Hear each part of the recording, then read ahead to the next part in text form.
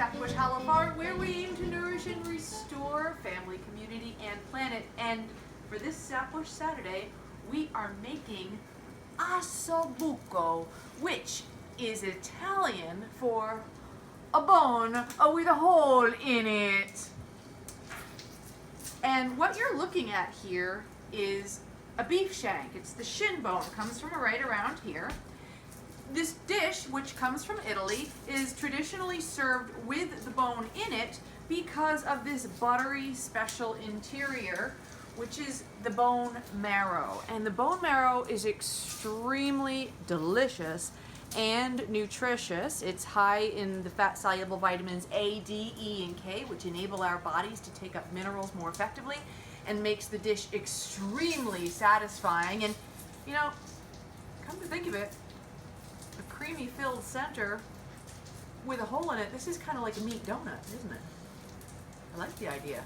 Anyhow, as we make our meat donuts, we want to make sure that we include that part in the dish because that's part of what makes it so delicious. Now, you might wonder, why do we not eat this dish very much in the United States? And I think it has a lot to do with what you see running through here. Many farmers, the reason why I get to cook this in my cafe is because as farmers, we have a hard time selling this piece of meat. And you see all this connective tissue. That makes this very tough meat if it's not cooked properly. But at the same time, if this meat is cooked properly, which means it takes a nice slow braise, which is what we're going to do this afternoon, then that is the heart of the flavor of this dish. This bone marrow right here and this connective tissue that melts away, making this fall apart, fork tender, unctuous, smooth, and really, really tasty. First step in making this dish is to dredge all of these beautiful beef shanks in a mixture of potato flour, salt, and pepper. You can use regular white flour if that's what you have on hand. I prefer potato flour. I think it tastes better when cooking meat, and also if customers happen to be gluten-free, not only does it taste better, but it doesn't contain any gluten, so they can enjoy this dish. And once I sear it, I just bring it right over here, and I put it in my pot, which is well greased, and I make sure that there's lots of space around it. And then I just let it brown. These are bigger pieces of meat, so I let them brown from closer to 3 minutes per side. Very often I just do 2 minutes when I'm searing, but with big cuts like that, it's 3 minutes a side. And I want to make sure that there's a lot of space all around them because meat of that size does want to steam, and we don't want steamed meat. When they come out, when they're well done, they'll look like this with a nice crusty brown exterior. And right now, I think that looks delicious enough to eat as it is, but remember all that connective tissue that I showed you in there. We want to give that an opportunity to cook in liquid so that connective tissue breaks down. We've got all of our beef lovely over here. It's nicely seared. And now we're going to move over to the next critical flavor step of this dish. As you know, with many of my recipes, the flavor isn't in the seasonings, the flavor is in the time that you're willing to invest. And this is a classic example of this. We are going to cook these beef shanks, we're going to braise them not just in bone broth, which has already pre-simmered 72 hours, and wine. We are going to cook it in caramelized onions. And you have to approach caramelizing onions as a meditation. Onions are naturally high in sugars, and we want to cook them in such a way to bring those sugars to the surface and then use those sugars to flavor the meat. If we do it too fast, too hot, or with too much fat, these onions are going to burn. Speaking of which, I'm going to turn the heat down just a little bit. And if we do it too slow or for not enough time, they're just going to sweat and they're not going to impart that much flavor.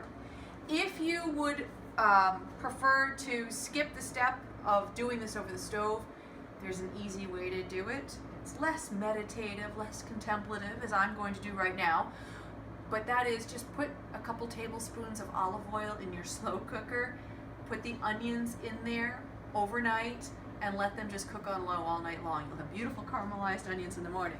But for today, I don't have the overnight time, and I want to be at one with my Osso Bucco, so I will caramelize these onions for you now. And it's going to start with butter because it tastes so delicious. And for all these onions, these are 3 very large onions. There's only about 2 tablespoons of butter here. And I'm just swirling it around to get a good coating in the pot. Now, you may have observed this is the same pot that I did all the searing in. But once that foaming has subsided down, which it's just about to do, we're going to add those onions now, and we should hear a sputtering noise. And what's going to happen in the first 2 minutes is these onions are going to give off their water and cook down, and then I'm going to invest about 30 minutes time letting them slowly brown.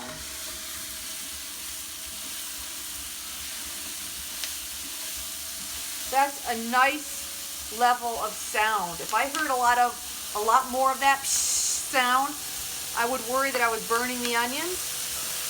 But this is just enough where they're going to give off their water.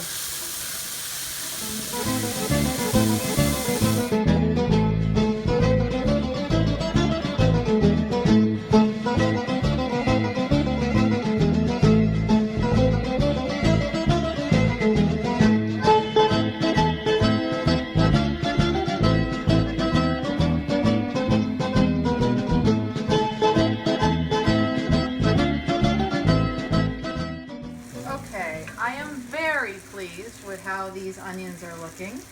It has been about 30 minutes. We just took our time, and they're lovely, they're brown, they're good and sugary, they're ready for cooking meat. But before we do that, we're going to add the garlic, and you'll see the garlic is coarsely chopped. We don't need to get too fine with the garlic in this dish because we're just going to braise in it for a couple hours and it's going to break down. So I'm just going to let that garlic cook for about 2 minutes in the caramelized onions. Now we're going to add the bone broth, and you'll see this is nice gelatinous broth. That's because we simmered the bones for several days to get that texture.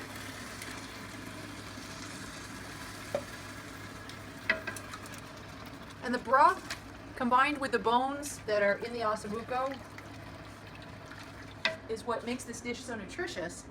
But then we're going to balance that flavor and season it with white wine. And as I'm adding this liquid, you see me stirring, I'm just scraping up the brown bits that are in the bottom of the pan. And now, traditional Osso Bucco did not have tomato in it. I think it was originally like bay leaves and cinnamon, but it has developed to have a little bit of a tomato paste, which we are adding because I think it's yummy with this. And dried parsley. I'm using dried parsley for the braising part of this dish, but later on when we put our topping on, the gremolata, which you'll see, we're going to use fresh parsley. And then some dried thyme. If you're looking for this recipe, you can find it on page 102 of the Grass-Fed Gourmet Cookbook. And I will try to remember to get it up on my blog for you so you can find that. And now that we have the herbs and the wine and the broth in there, we add the zest of a lemon. If you don't have a lemon on hand, and it is January and they're not readily available in this part of the country, you can use lemon oil. I use these oils, Boyajian oils, and just a little bit of that will suffice, will stand in for one whole lemon. But today we do have this, so we're going to add the lemon. Now that the base of our sauce is ready, I'm going to add in these beef shanks and let it simmer until they're tender.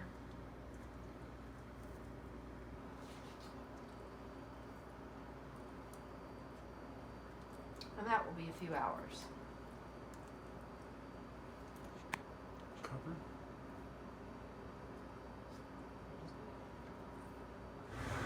These have all been simmering now for a couple hours, and they're what I like to call fork tender. The meat is falling off the bone, and if I put my fork into it, you can see how it can tease it very easily if I just twist the fork a little bit. That's what the expression fork tender means. And I'm lifting these out of the cooking liquid because I don't want to overcook them and have them totally fall apart. Now that the meat is out, we're going to add the celery and the carrots and also the leaves from the celery just to flavor that sauce a little bit more. And I'll let that simmer for about 15 minutes. Beautiful topping for the Osso Bucco is something called the remoulade, and I like to make mine with toasted walnuts, parsley, garlic, and it does call for lemon zest, but in this case, since it's just a tiny amount and I don't want to sacrifice a whole lemon, I'm just going to use a 1/4 teaspoon of lemon oil because it only requires a teaspoon of lemon zest to make this.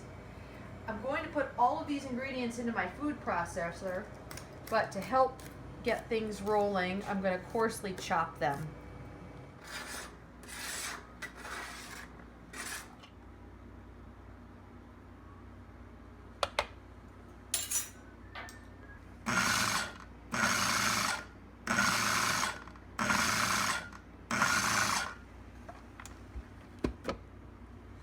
That looks about where I'd like it to be.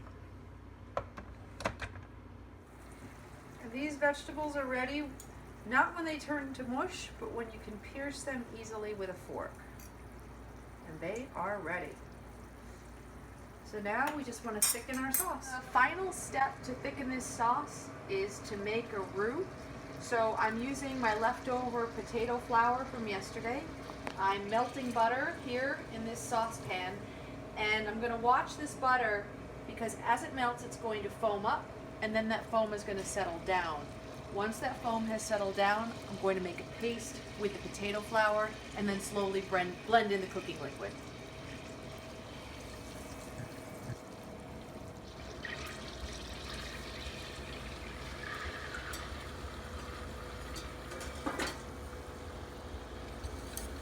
I'll use a whisk to get this into a paste. And then, before I add the liquid, I'm going to let it go for a few minutes longer in this pan, or a few seconds longer, until the potato flour starts to brown. The paste was a little crumbly, so I added some more butter here. I do have measurements in the recipe, but when you're scaling up like this, sometimes I just have to take a guess. Now I'm just going to get some liquid off the broth over here, off the sauce, and slowly whisk it in.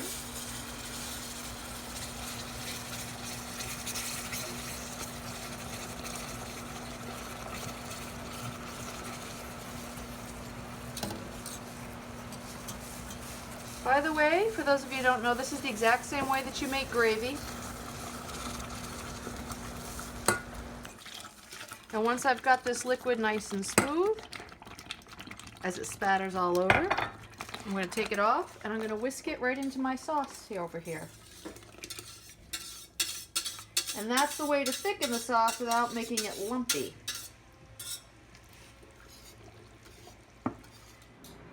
I made this a day ahead so that the flavors can meld and get better over the next day, but I am going to show you how we would put it together. On the day of, on Sapbush Saturday, we are going to have a Parmesan risotto as the base for our plate. That is a traditional base for Osso Bucco. You could also do polenta. But today, I'm not going to go to the effort to make that risotto. I'm just going to show you what this would look like otherwise. And I want to make sure they have a nice bone in there because look at that delicious marrow that they can spoon out onto their polenta or onto their risotto. And then I'll get some sauce, pour it over it. And you see those vegetables? They're nice and crisp tender. They're not just turned into brothy mush. And then I take a little of the remoulade and sprinkle it on top. And there you have a beautiful Osso Bucco. See you Sapbush Saturday.